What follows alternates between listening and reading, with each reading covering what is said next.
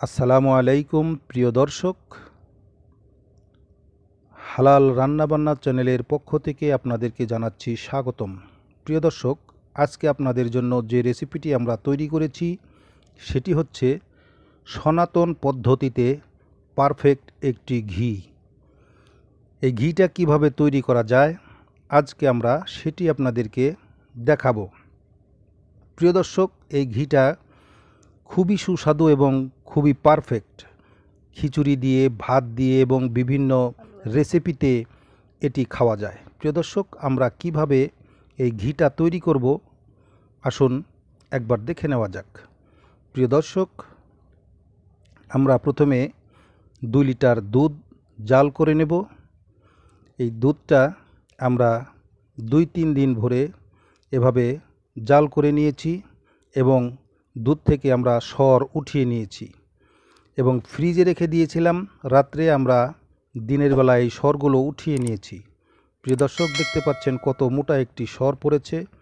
এটা সেই জমানো সরের সাথে আমরা অ্যাড করে নিলাম আর আমরা সরগুলোকে বেটে ক্রিম করে নিয়েছি। প্রিয় দর্শক, এই ক্রিমের মধ্যে আমরা এখন পানি দিয়ে দেব। প্রিয় দর্শক, পানি দিয়ে আমরা এই ক্রিমগুলোকে নাড়াচাড়া করতে থাকব।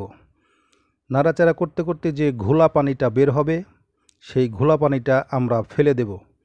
এভাবে আমরা 2 থেকে 3 বার সেই ঘোলা পানিগুলো ফেলে দেব। আমরা এভাবে 3 বার পানি ফেলে দিয়েছি। এটা আমরা শেষবারের মতো দেখতে পাচ্ছেন পানিটা একটু পরিষ্কার হয়ে গেছে।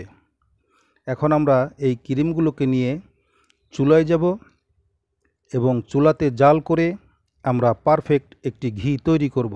তো চলুন প্রিয় দর্শক, আল্লাহ তাআলার নামে শুরু করছি। প্রিয় দর্শক, আমরা একটি প্যানের মধ্যে সেই ক্রিমগুলো দিয়ে দিলাম।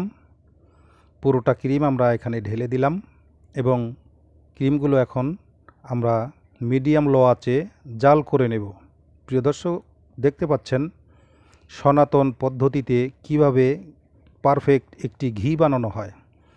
আমরা এখানে নাড়াচাড়া করছি আর ক্রিমগুলো গলে গলে ঘিয়ে রূপান্তরিত হচ্ছে।